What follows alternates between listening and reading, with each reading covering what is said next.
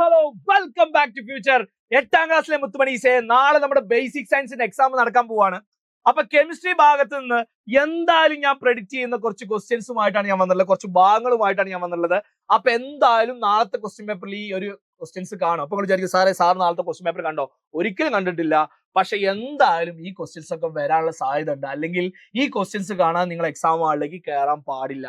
Okay, അപ്പൊ first chapter ആയിട്ടുള്ള chemistry of changes എന്ന് മാറ്റങ്ങളുടെ രസതന്ത്രം എന്ന് പറഞ്ഞ ചാപ്റ്ററിൽ എന്തായാലും നിങ്ങൾ പഠിച്ചിരിക്കുന്നത് കണ്ടോ? നിങ്ങൾ താഴെ തന്നിരിക്കുന്നത് യോജിച്ചവ ബന്ധിപ്പിക്കുക അല്ലെ.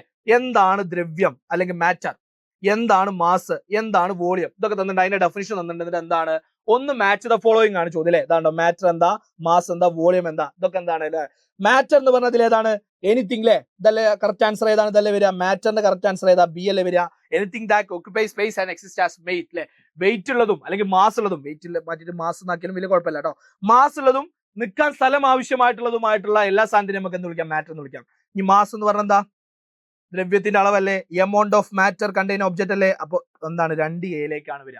വോളിയം എന്ന് പറഞ്ഞാൽ നിൽക്കാൻ വേണ്ട സ്ഥലമല്ലേ. The amount of space object required അല്ലേ. നിൽക്കാൻ വേണ്ട, എക്സിസ്റ്റ് ചെയ്യാൻ വേണ്ട സമയം. ഓക്കെ, അപ്പൊ ഈ 3 ഭാഗങ്ങളിൽ നിന്നുള്ള ചോദ്യം എന്തായാലും നമ്മുടെ എക്സാമിന് ഉണ്ടായിരിക്കും കേട്ടോ.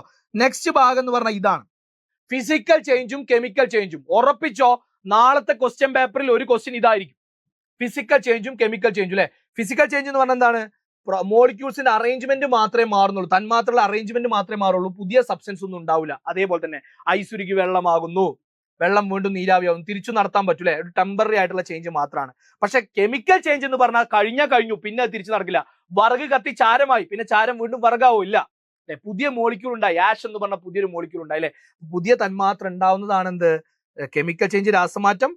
പുതിയ അറേഞ്ച്മെന്റ് മാത്രം മാറുകയാണെങ്കിൽ ഭൗതിക മാറ്റം. എന്നൊരു ചോദ്യം ഉണ്ടാവും, എക്സാമ്പിൾ തന്നിട്ട്, കൂടുതലും ചോദിക്കുക എക്സാമ്പിൾ തന്നിട്ട് അത് ഫിസിക്കൽ ചേഞ്ച് ആണോ കെമിക്കൽ ചേഞ്ച് ആണോ എന്ന് മാറ്റുന്നതായിരിക്കും ചോദിക്കുക കേട്ടോ. പിന്നെന്താ? ഖരവസ്തുക്കൾ ചൂടാക്കുമ്പോൾ ദ്രാവകം നേരിട്ട് വാതകമായി മാറില്ലേ. ഒരു സാധനം ചൂടാക്കി, ഒരു സോളിഡ് സബ്സ്റ്റൻസ് ഹീറ്റ് ചെയ്തപ്പോ അത് പെട്ടെന്ന് വാതകമായിട്ട് മാറിയത്, സോളിഡ് ലിക്വിഡ് ആയില്ല, അത് പെട്ടെന്ന് എന്തായിട്ട് മാറി? നമ്മുടെ ഗ്യാസിലേക്ക് കൺവേർട്ട് ചെയ്തു. അതേതാണ് അല്ലെ, അത് ഏതാണ്? അല്ലെങ്കിൽ അത് ആ ഒരു ഇതിന് പറയുന്ന പേരെന്താ? പ്രക്രിയക്ക്, ആ പ്രോസസ്സിന് പറയുന്ന പേരെന്താന്ന് ചോദിച്ചു കഴിഞ്ഞാൽ സബ്ലിമേഷൻ ആണ്. നമ്മുടെ ടെക്സ്റ്റ് ബുക്കിൽ ഇതുപോലെ കൊടുത്തിട്ടുണ്ട് സബ്ലിമേഷൻ എന്ന് പറഞ്ഞിട്ടോ. സബ്ലിമേഷൻ ആണ്, മറക്കരുത്, സബ്ലിമേഷൻ ആണ്. അപ്പൊ സബ്ലിമേഷനുമായിട്ട് ബന്ധപ്പെട്ട അല്ലെ, ഉത്പാദനവുമായിട്ട് ബന്ധപ്പെട്ട ഒരു ചോദ്യം ഉറപ്പാണ് നാളത്തെ ക്വസ്റ്റ്യൻ പേപ്പർ നിങ്ങൾ കാണാൻ സാധ്യത ഉണ്ട് കേട്ടോ. Yes, okay. പിന്നെ എന്താ അടുത്ത ചോദ്യം? ഇതെന്തായാലും പഠിച്ചിരിക്കണം. Some medicines are kept in brown coloured bottle. എന്തുകൊണ്ടാണ് ചില മെഡിസിൻസ് ഒന്നും ട്രാൻസ്പാരന്റ് ബോട്ടിൽ വെക്കൂല അല്ലെ, ഗ്ലാസ് കൊണ്ട് ഉണ്ടാക്കിയ കുപ്പിയിലൊന്നും വെക്കൂല, ഒരു കറുത്ത കളറുള്ള ഒരു കുപ്പിയിലേ വെക്കുള്ളൂ? കാരണം എന്താണ് എന്ന് ചോദിച്ചാൽ നിങ്ങൾ പറഞ്ഞല്ലേ, അതെന്താണ്? അതിൽ കൂടുതലുമുള്ള എന്തായിരിക്കും? എന്താണ്? മരുന്നില്ലേ. അതിലുള്ള മരുന്ന് എന്ത് ചെയ്യും എന്നറിയോ? പ്രകാശത്തിൽ നിന്ന് നാശം നേരിടും അല്ലെ. പ്രകാശം ആഗിരണം ചെയ്തിട്ട് പല റിയാക്ഷനിലും പങ്കെടുക്കും. അപ്പൊ അങ്ങനെ നടക്കാതിരിക്കാൻ വേണ്ടിയിട്ടാണ് എന്ത് ചെയ്യുന്നത്? അതിൽ ചുപ്പിന് അതിൽ കൂടുതൽ എന്താണ് ഇതൊക്കെ ഉണ്ടാവുക? സിൽവർ നൈട്രേറ്റ് ഒക്കെ ആയിരിക്കും ഉണ്ടാവുക. സിൽവർ നൈട്രേറ്റ് ഒക്കെ പ്രകാശം കിട്ടിക്കഴിഞ്ഞാൽ പെട്ടെന്ന് രാസപ്രവർത്തനത്തിൽ ഏർപ്പെട്ട് പുതിയ കോമ്പൗണ്ട് ഉണ്ടാവും. അപ്പൊ മരുന്ന് മാറി വേറെ എന്തെങ്കിലും ആയിട്ട് മാറും. മരുന്നായിട്ട് തന്നെ നിൽക്കണ്ടേ, അതിന് വേണ്ടിയിട്ടാണ്, പ്രകാശം ഉള്ളിലേക്ക് കയറാതിരിക്കാൻ വേണ്ടിയിട്ടാണ് എന്ത് ചെയ്യുന്നത്? അതൊക്കെ ബ്രൗൺ കുപ്പിയിൽ യൂസ് ചെയ്യുന്നത് കേട്ടോ. അപ്പൊ നോക്കി നിങ്ങൾ ഇതാ ശ്രദ്ധിച്ചോ, ഇതൊരു ചോദ്യമാണ്, എപ്പോഴും ചോദിക്കുന്ന ചോദ്യമാണ് കേട്ടോ. എന്തുകൊണ്ടാണ് ഈ മരുന്നുകൾ അല്ലെങ്കിൽ സിൽവർ നൈട്രേറ്റ് ഒക്കെ എന്തുകൊണ്ടാണ് ബ്രൗൺ കളേർഡ് ബോട്ടിൽ സൂക്ഷിക്കുന്നത് എന്നുള്ള ചോദ്യം എപ്പോഴും ഉണ്ടാവും. അപ്പൊ നിങ്ങൾ പറയാ, പ്രകാശത്തിൽ നിന്നുള്ള റിയാക്ഷനെ തടയാൻ വേണ്ടിയിട്ടാണ് കേട്ടോ, അല്ലെങ്കിൽ ലൈറ്റ് കൊണ്ടുള്ള റിയാക്ഷനെ തടയാൻ വേണ്ടിയിട്ടാണ് കേട്ടോ. കാരണം ലൈറ്റ് കിട്ടിക്കഴിഞ്ഞാൽ ഇവർ രാസപ്രവർത്തനത്തിൽ എപ്പോഴും വേറെ ഏതെങ്കിലും കോമ്പൗണ്ട് ഉണ്ടാവും. ഓക്കെ, അപ്പൊ അത് ഓർത്ത് വെച്ചോ. പിന്നെന്താ? ഡ്രൈ സെല്ലിൽ നടക്കുന്ന കെമിക്കൽ ചേഞ്ച് എന്താന്ന് ചോദിച്ചു കഴിഞ്ഞാൽ നമ്മൾ എന്താ പറയാ? ഇവിടെ പറഞ്ഞിട്ട് നമ്മുടെ ടെക്സ്റ്റ് ബുക്കിൽ പറഞ്ഞിട്ടുണ്ടോ, എന്തായി മാറുന്നു? രാസോർജം വൈദ്യുതോർജ്ജമാകുന്നു അല്ലെ. അതായത് കെമിക്കൽ എനർജി എന്തായിട്ട് മാറുന്നു? ഇലക്ട്രിക് എനർജി ആയിട്ട് മാറുന്നു കേട്ടോ, ഡ്രൈ സെല്ലിൽ നടക്കുന്നത്. അപ്പൊ ഇതൊക്കെ ഇമ്പോർട്ടന്റ് ചോദ്യമാണ്. പിന്നെ അവസാനത്തെ ചാപ്റ്റർ ആയിട്ടുള്ള എലമെന്റ്സ് ആൻഡ് കോമ്പൗണ്ട്സ്, അവസാനത്തെ ചാപ്റ്റർ അല്ല, രണ്ടാമത്തെ ചാപ്റ്റർ ആയിട്ടുള്ള എലമെന്റ്സ് ആൻഡ് കോമ്പൗണ്ട്സിൽ നിങ്ങൾ ഫസ്റ്റ് പഠിക്കേണ്ട എന്താണ്? നമ്മുടെ അല്ലെ കുറച്ച് ക്ലാസിഫിക്കേഷൻസ് ഇല്ലേ, ഡോബറീനർ, അതുപോലെ തന്നെ മെന്റലീവ്, അതുപോലെ തന്നെ കുറച്ച് ആളുകളുടെ ഡോബറീനർ ഉണ്ട്, ലാവോസിയർ, ന്യൂലാൻഡ്, മെന്റലീവ്, ഇവരുടെ ക്ലാസിഫിക്കേഷൻ ഉണ്ടല്ലോ. ഇവരുടെ ക്ലാസിഫിക്കേഷന്റെ കുറച്ച് ഭാഗങ്ങൾ നിങ്ങൾ പഠിച്ചു വെച്ചേ പറ്റുള്ളൂ. ഇയാൾ എന്താണ് അല്ലെ. ഇപ്പൊ നോക്കി നിങ്ങൾ ഇതാ, Lavoisier, metals and non metals, ലോഹങ്ങളും അലോഹങ്ങളും എന്ന് പറഞ്ഞ ക്ലാസിഫിക്കേഷൻ. അതെങ്ങനെയാ?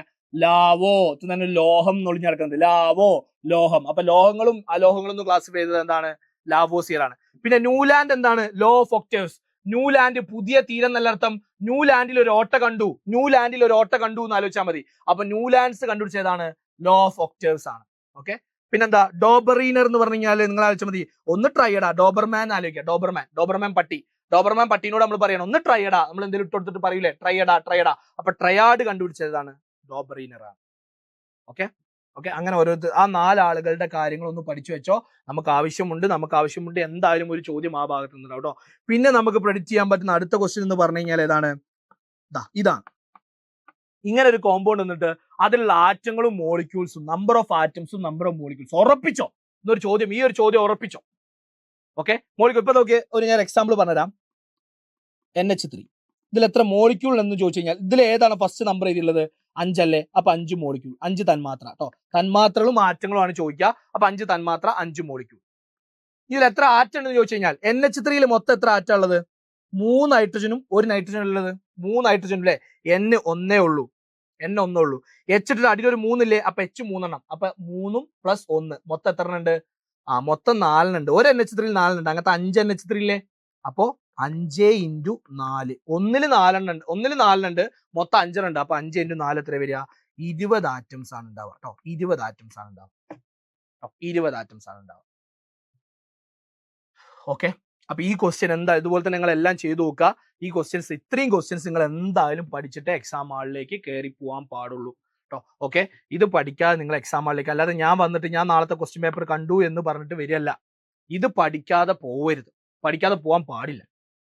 ഓക്കെ, അപ്പൊ ഈ കാര്യങ്ങളൊക്കെ പഠിപ്പിക്കാനായിട്ട് ഇന്ന് കൃത്യം 7 മണിക്ക് നമ്മുടെ ബേസിക് സയൻസിന്റെ ഫുൾ ടീം നിങ്ങളുടെ അടുത്തേക്ക് വരുന്നുണ്ട്. അപ്പൊ മാക്സിമം ഫ്രണ്ട്സിനെ കൂട്ടിയിട്ട് എന്ത് ചെയ്യുക, ഇന്ന് കൃത്യം 7 മണിക്ക് ജോയിൻ ചെയ്യുക.